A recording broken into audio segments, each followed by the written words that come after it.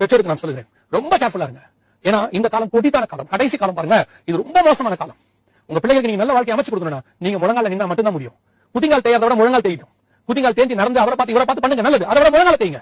எவ்வளவுக்கு எவ்வளவு முழங்கால தேய்க்கிறீங்களோ அவ்வளவுக்கு அவ்வளவு உங்க பிள்ளை வாழ்க்கை நல்லபடியாக அமையும். இரண்டாவது, பிள்ளைகளுக்கு நான் சொல்லுகிறேன், உன் பெற்றோருக்கு கீழ்ப்படிங்க.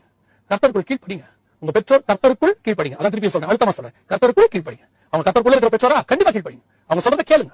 ஆனா கர்த்தருக்குள்ள இல்லாம அவங்க ஒருவேளை தப்பான முடிவு எடுக்கிறாங்களா, நீங்க தைரியமா ஜெபம் பண்ணி கர்த்தர் என்ன சொல்றாரோ அந்த முடிவு எடுங்க. பல நேரங்களிலே பெற்றோருக்கு அகைன்ஸ்டா, ஆவிக்குரிய பெற்றோருக்கு அகைன்ஸ்டா செய்கிற காரியங்கள் ஆபத்துல முடியும். அதோட விளைவு உங்களுக்கு தெரியாது. நான் ஒரு காரியத்தை சொல்லி முடிக்க விரும்புகிறேன். ஒரு பெண், ஒரு ஊழியக்காரனுடைய மகள், அவள் ஒரு தேவனை அறியாத ஒரு மனுஷனை அவள் விரும்பினாள். எத்தனையோ பேர் அவளுக்கு அட்வைஸ் பண்ணாங்க, கேட்கல. அந்த மனுஷன் ஆதாயம் பண்ணி விடுவேன் அப்படின்னு சொல்லிட்டு போனான். கடைசியா முடிவு என்ன தெரியுமா? அவள் ஆதாயம் பண்ணாமல் ஆதாயப்பட்டு போனாள். அவள் கொண்டு போகப்பட்ட மார்க்கத்துக்கு மாற்றப்பட்டாள். அங்கே அடி உதை, அந்த மார்க்கத்தில் உள்ள சரங்காச்சாரங்கள் செய்யணும், செய்யாவிட்டால் அடி உதை. பிறந்த பிள்ளைக்கு அந்த மார்க்கத்தின்படி எல்லாம் செய்தார்கள். கடைசியில் வேதனையிலே அவளுக்கு மீள முடியாத ஒரு வியாதி வந்தது. கடைசியாய் அவள் மாண்டு போனாள். நான் உங்களுக்கு சொல்லுகிறேன், உன் தாயும் தகப்பனையும் வேதனைப்படுத்தி அந்த கண்ணீருக்கு மேலே நீ நல்ல வாழ்க்கையை அமைக்க முடியாது. உன் தகப்பனையும் தாயினுடைய ஆசை